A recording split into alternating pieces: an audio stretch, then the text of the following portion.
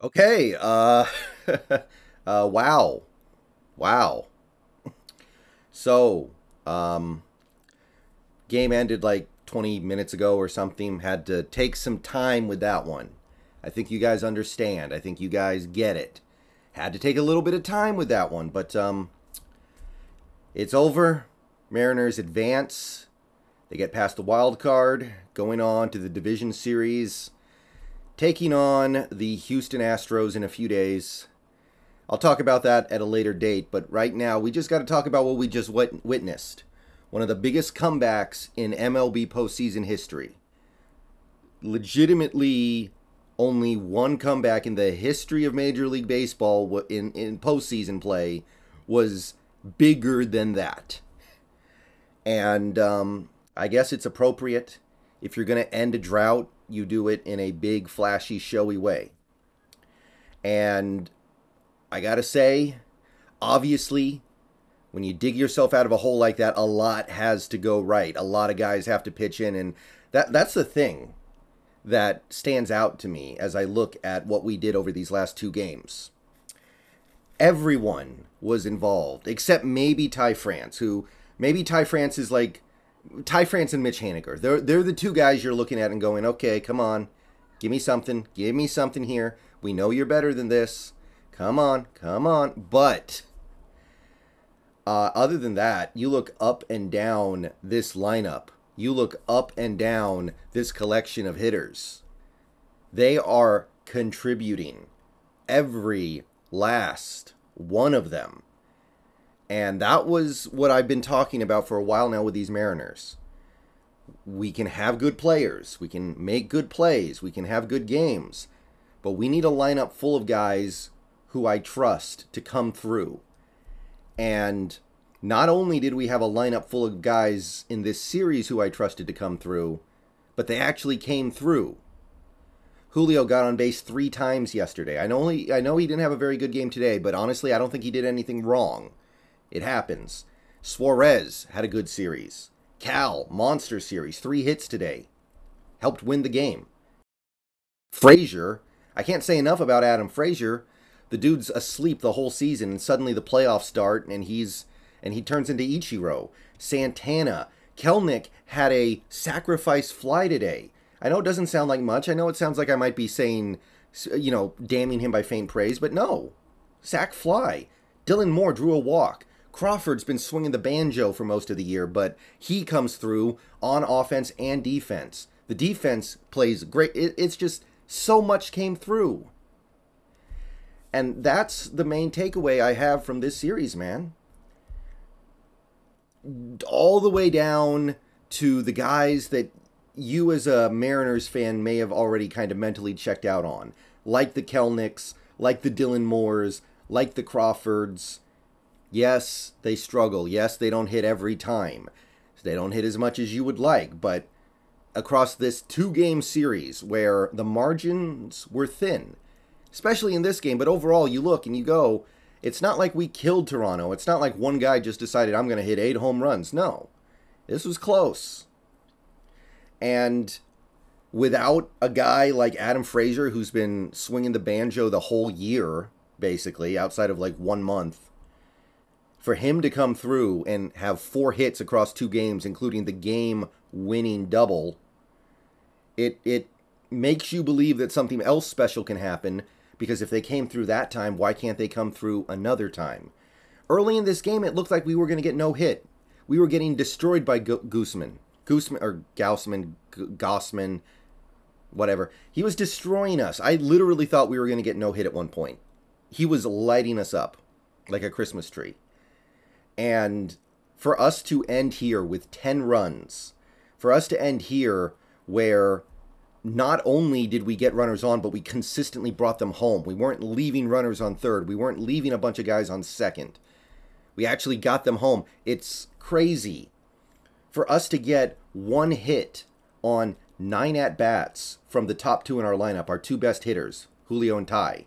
For us to get that today and still put up 10 runs. And by the way, while we're at it, let's throw in Haniger. Still kind of feeling his way through at the plate. 1 hit in 5 at-bats today. For all that to happen, and yet you still come away with the win is just insane. And it really goes to show you how deep this team has become and how full of reliable guys it has truly become. And it's beautiful. And I love it. I love that I'm sitting here trying to find a guy who I can't give credit for helping win this series. Like even the little things. Like there was a play where I think it might have been Kirk hit a ball out to left field. It might not even been Kirk. It might have been her. I can't remember who it was, but one of the Blue Jays players hits it to left field, and I'm thinking to myself, if Winker's out there, that is a double all day. If Winker's out there, he is letting the hitter get to second. Kelenic doesn't let him get to second.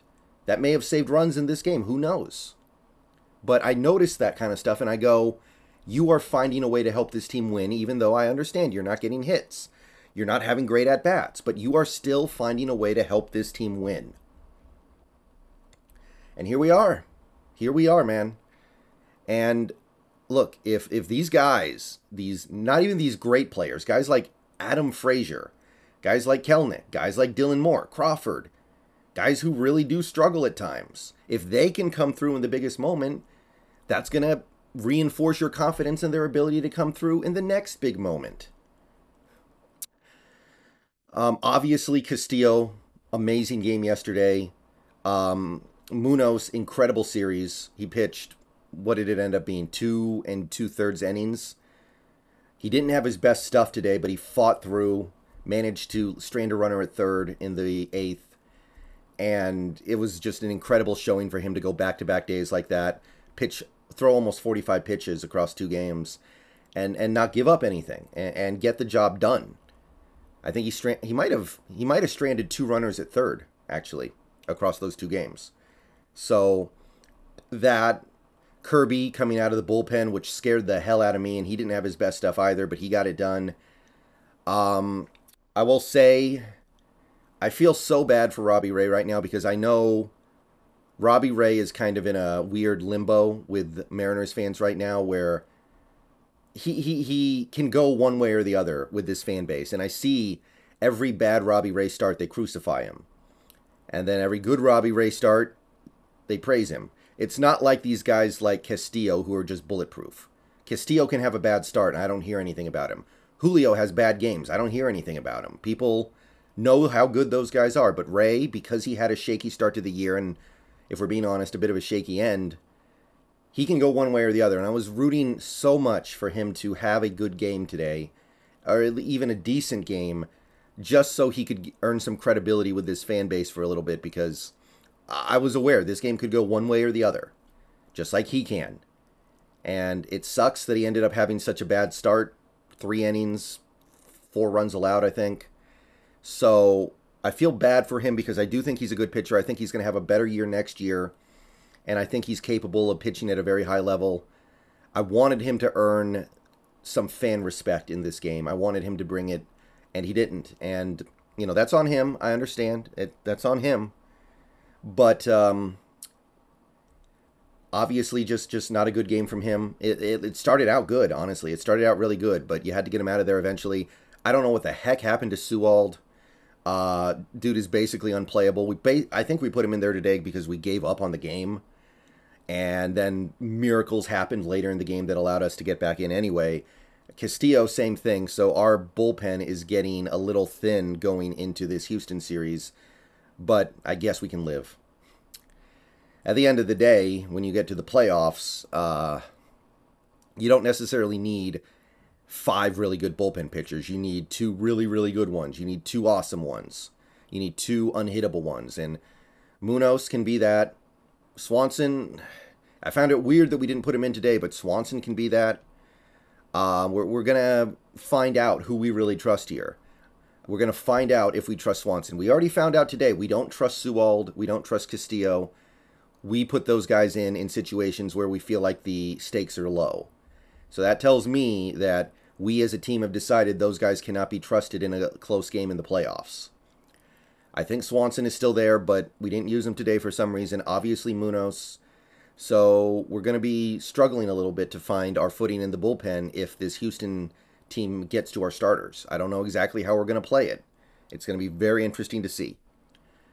But, yeah, after a game like that, you do have to look at it and say, hey, the pitching, you give up 9 runs in a game, your starter gets lit up, your bullpen gets lit up. It's not the greatest. But a lot of it was against guys who are clearly low leverage guys. You know, Festa came in and pitched in this game. Murphy. You will not see those guys in a close game unless it's a complete emergency. So, not terribly worried about that, but I will say this. We need our starters to go 6+ innings. We cannot have these kinds of games again because the bullpen has gotten short with guys we can rely on. But, hey, we made it.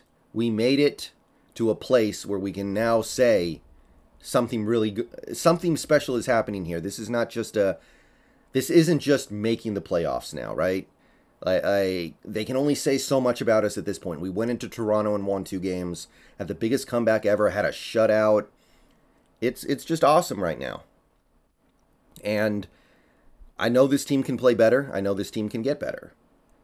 But all in all, the main takeaway I have from this game, from this series, is just almost everybody showed up. Mitch and Ty, yeah, they're having their issues right now, but even those guys, they scored runs today.